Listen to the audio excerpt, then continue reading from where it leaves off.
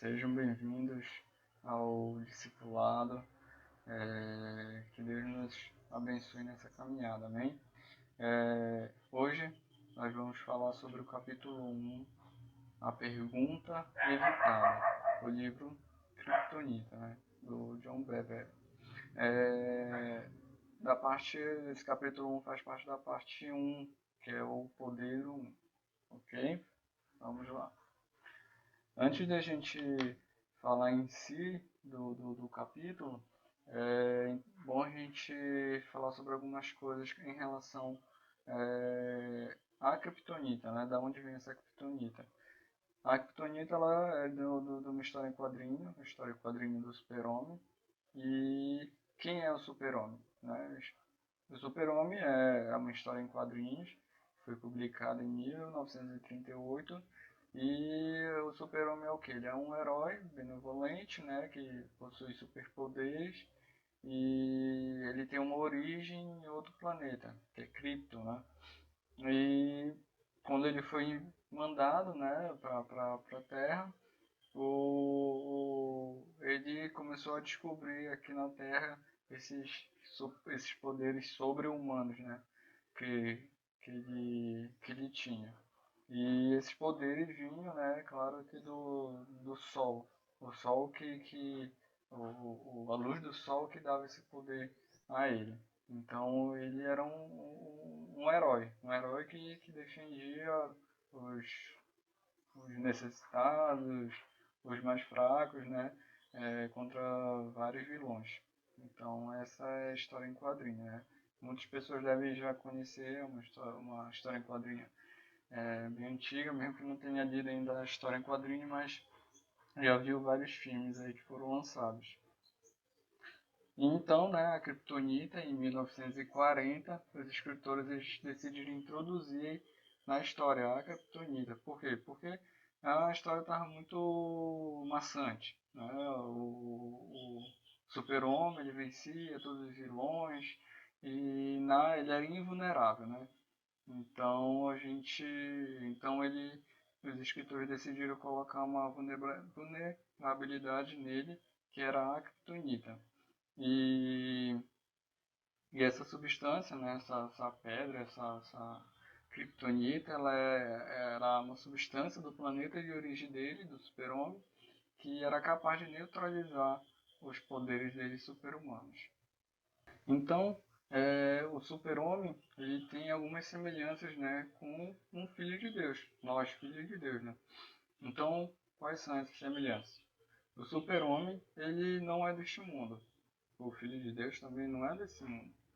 O super-homem tem poderes sobrenaturais, sobre-humanos. Os filhos de Deus é sobrenaturalmente empoderados.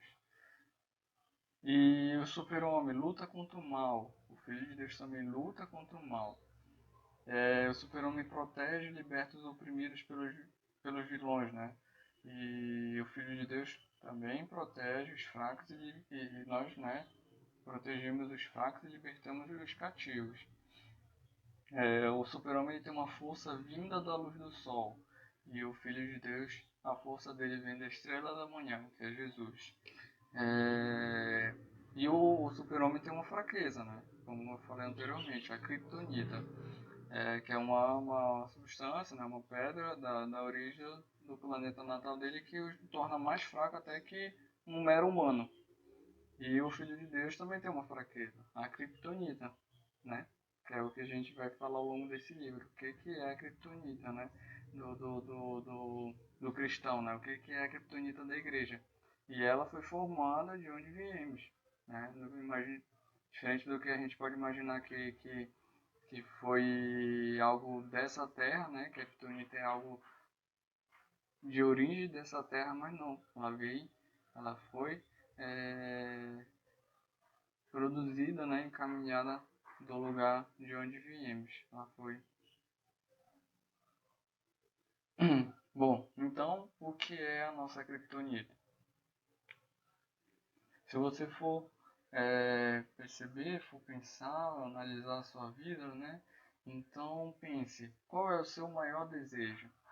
Né? Qual é o nosso maior desejo? É o sucesso? É ser popular? é ter super amigos, é ter uma família perfeita, é ter um casamento feliz, né? Esse é o desejo de todos nós, né? Claro, nós desejamos isso, nós desejamos muito isso. Só que aí, o que acontece? A gente busca tanto isso, busca com tanta força, né? Ter sucesso, ter a nossa família perfeita, a nossa família feliz, que se fosse for ver, depois de tanto buscar isso, ainda, né? Ainda existe um vazio dentro de você. A gente, até o próprio livro fala de algumas situações de pessoas que, imagine, né? Eram pessoas pobres e de repente, né, com um grande esforço, foram lá, investiram, conseguiram abrir um negócio, tudo, e hoje vivem bem, né? Hoje a família vive bem financeiramente. E aí, a ideia deles era o quê? Que com dinheiro, né, eles seriam mais felizes, eles conseguiriam conquistar tudo o que eles desejavam, um bom supermercado, né? Restaurantes que eles desejavam ir, não podiam ir antes, agora eles podem ir, eles podem agora viajar, ir para fora do país. E talvez na cabeça dessa pessoa, né, a busca, né, dessa riqueza, né, até com uma intenção boa que é de trazer um sustento melhor para a família ou até a felicidade para a família, e aí a gente vê a situação de que a pessoa às vezes alcança tudo isso, mas ela ainda sente que falta algo na sua vida. Ainda sente que existe um vazio que precisa, né, ser completado. E aí muitas pessoas, né, ou até pessoas da igreja não sabem o que de fato vai preencher esse vazio, o que vai preencher esse maior desejo do nosso coração. Então, pense, qual é o maior desejo do seu coração? Qual é o seu maior desejo? Pense e guarde bem aí no seu coração. Segundo o autor, né, ao longo aqui das aulas a gente vai estar destacando algumas frases do autor. E o autor diz assim: se formos sinceros, lá no fundo todos nós sabemos que há mais. A verdadeira satisfação que um homem e toda mulher anseia, percebam eles ou não, pode ser encontrada apenas em um relacionamento íntimo com o nosso Criador. Então, por que só podemos encontrar no nosso Criador essa plenitude, né? Nossa vida completa? Então, na realidade, lá em Eclesiastes diz assim, 3:11, que Deus pôs no coração do homem o anseio pela eternidade. E em Romanos 1,19 diz: o que de Deus se pode conhecer é manifesto entre eles, porque Deus lhe manifestou. Pois desde a criação do mundo, os atributos invisíveis de Deus, seu eterno poder e sua natureza divina têm sido vistos claramente, sendo compreendidos por meio das coisas criadas. Então nós fomos criados, essa é a realidade, né? Que esse vazio que a gente ainda percebe dentro de nós, apesar de conquistar as coisas, apesar até, a gente não tem dinheiro, mas tem uma família feliz, mas ainda tem um vazio na nossa vida em relação até à nossa família, a realidade é essa, é que Deus pôs no nosso coração um anseio pela eternidade. Deus colocou, né, o seu eterno poder, essa natureza divina dentro de nós. E isso é o que vai fazer esse anseio pela eternidade que está dentro do nosso coração, que é o que vai preencher o vazio que você sente aí no seu coração, que a gente percebe no nosso coração, o vazio que a gente sente. Só Deus, só essa natureza divina que Ele nos deu, que vai nos fazer completo. E onde começou isso? Desde o princípio, né, na criação do mundo, no Jardim do Éden, quando Deus criou o Jardim do Éden, entregou ao homem e à mulher, quando ele entregou, Deus estava dando ao homem e à mulher o governo sobre a terra. O homem e a mulher tinham o domínio sobre a terra. Mas aí o que aconteceu? Satanás, né, a serpente, o mal, induziu, enganou o homem e a mulher ao erro.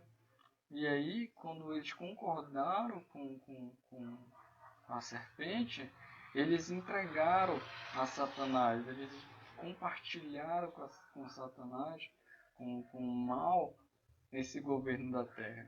E hoje a gente vive o que?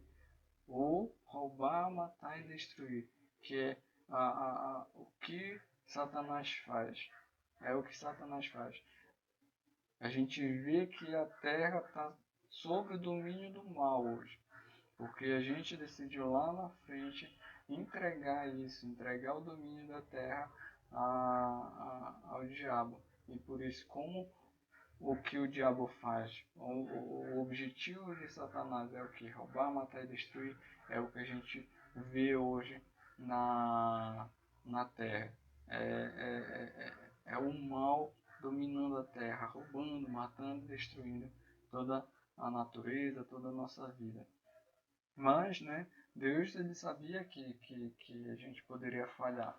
Então, ele colocou em prática um outro plano, que é o plano de redenção. Ele mandou o seu filho, um homem, né, que era 100% homem, porque ele nasceu de uma mulher, mas ele de uma mulher virgem. Então, ele tinha essa natureza divina também, porque ele foi concebido pelo Espírito Santo. Então, ele era 100% homem e também tinha 100% essa natureza divina. Ele era o Filho de Deus que veio aqui e era parte do plano de redenção, era a peça-chave da redenção da humanidade.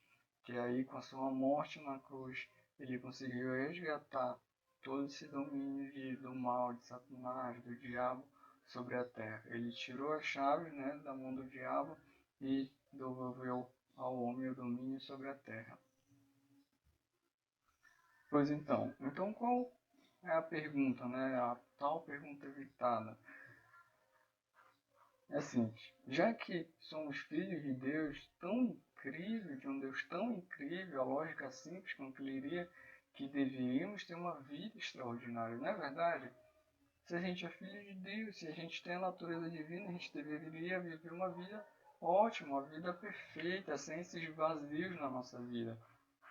A gente deveria ter uma vida extraordinária. E Jesus, justamente com a sua vinda e com a sua morte na cruz, ele resgatou tudo isso.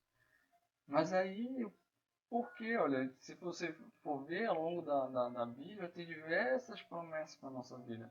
Promessas de a gente ter direito à natureza divina de Deus, do seu caráter altruísta, um amor incondicional e perdão, alegria e paz, esquecido todo entendimento, vitalidade, saúde, sabedoria, conhecimento, entendimento, ingenuidade, discernimento aguçado e criatividade, segurança e estabilidade, poder sobrenatural, bem-estar. Tudo isso são promessas de Deus para a nossa vida. A gente tem direito a isso. Não são promessas de quando a gente for levado aos céus. Não, é aqui para a terra. São promessas de Deus para a nossa vida aqui na terra. Tudo isso nós deveríamos estar desfrutando. A gente deveria estar vivendo uma vida extraordinária com Deus. Mas então por quê? Por que a gente não tem vivido essa vida extraordinária? Nem a igreja, porque a igreja, né, aqui é focado na igreja, então, porque a igreja não tem vivido essa vida extraordinária?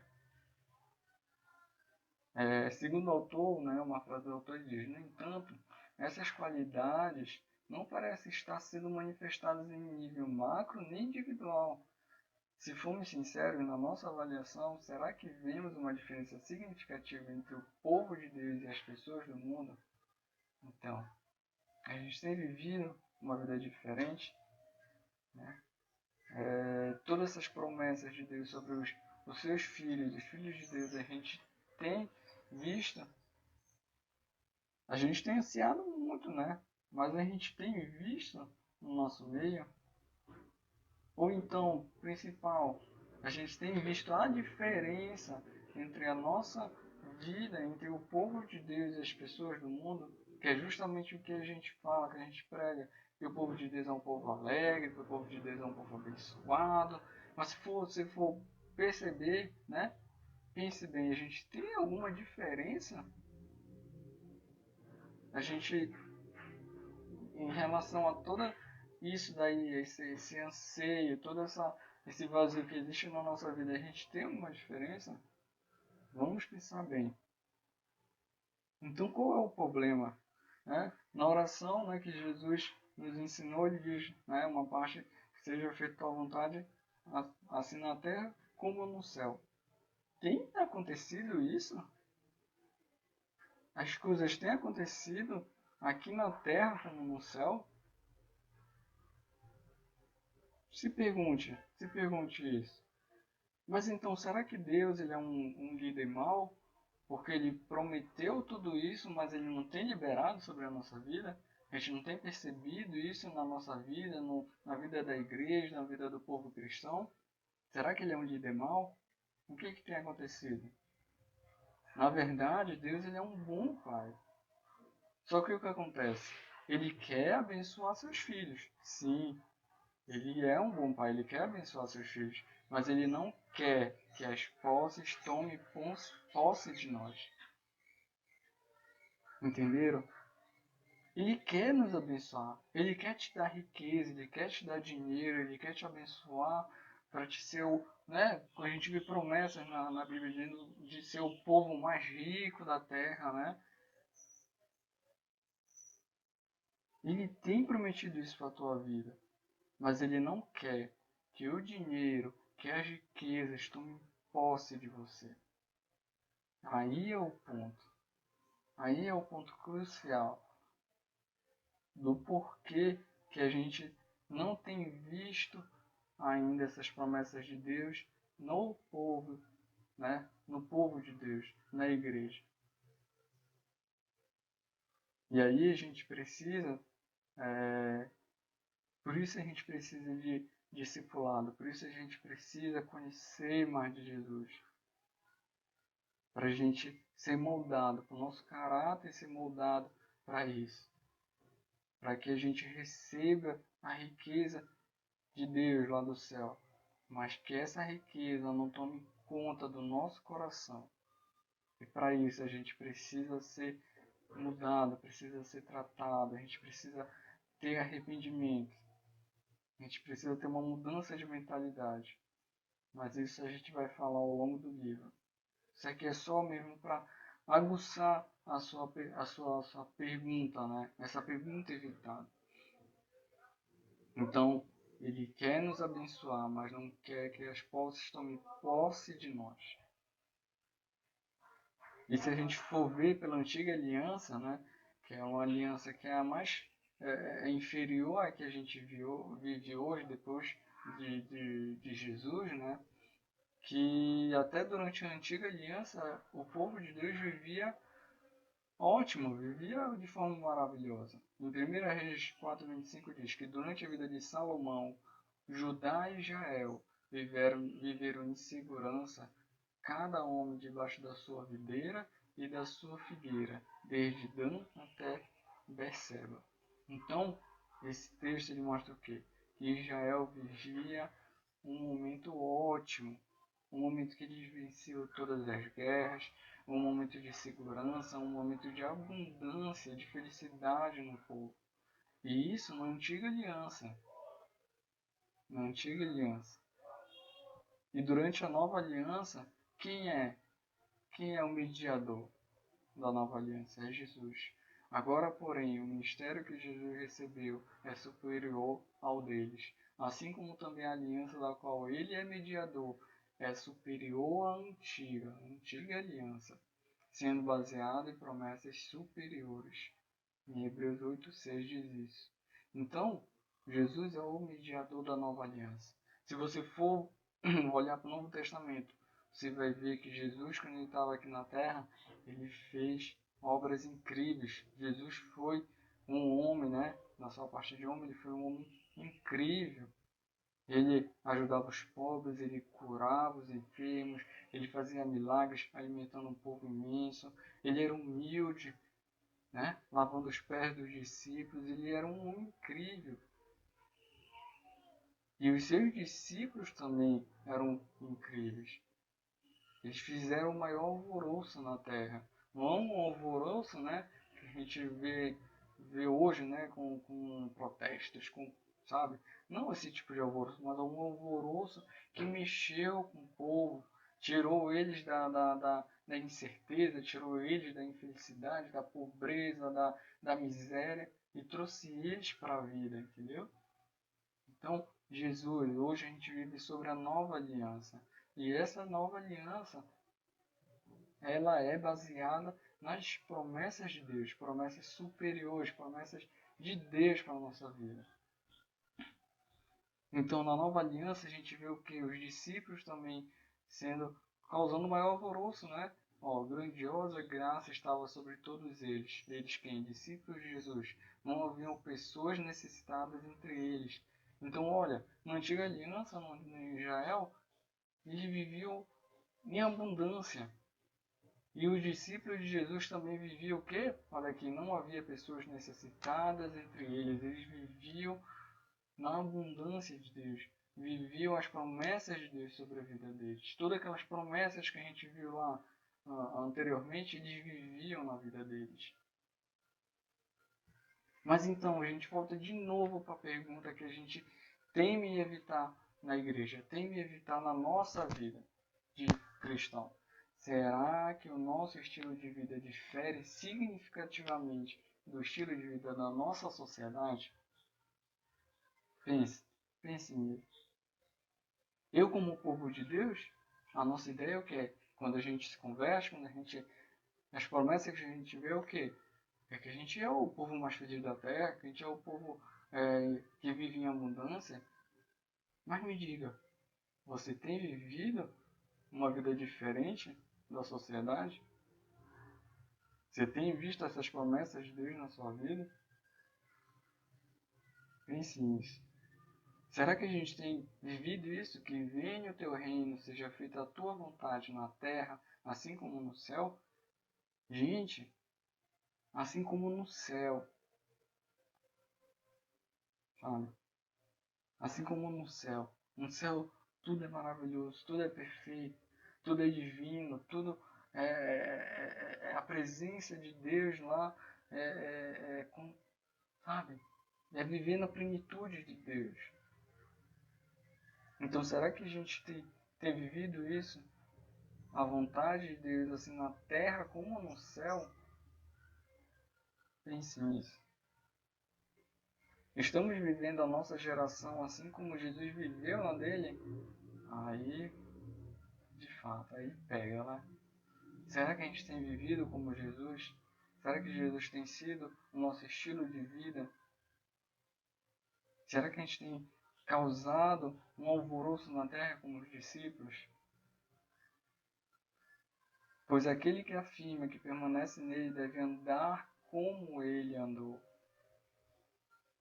Em 1 João 2,6 diz isso. Se a gente diz que a gente é cristão, se a gente diz que a gente é filho de Deus e que a gente é seguidor de Jesus Cristo, se a gente diz isso, afirma que a gente permanece nele, é isso. A gente deve andar como ele andou. Então pega lá o Novo Testamento e olha como Jesus andou. O que Jesus fez aqui na Terra. A gente tem feito isso? Será que nós somos tão eficazes como a igreja primitiva era em alcançar o mundo? Gente, a gente vê em algumas pregações dos discípulos eles ganhando milhares de pessoas para Jesus. Eles vivendo de forma que sem necessidades entre eles, curando enfermos, fazendo milagres. Ele viveu, né, como Jesus viveu na Terra. Então, será que a gente está sendo tão eficaz como a igreja primitiva? Mas aí vem, né, Não, Deus não age mais assim. Aquilo era naquela época, era na igreja primitiva, né? Eram os discípulos de Jesus. Hoje não é assim. Deus não age mais assim. Sabe o que é isso? É a gente moldando o evangelho à nossa condição. A gente quer colocar nossas condições ao evangelho. Ah, o evangelho é assim, assim, assim. Não, mas a condição de hoje, o evangelho precisa ser atualizado, precisa sofrer um upgrade, né? Deixar ela mudar o evangelho conforme o que a gente quer.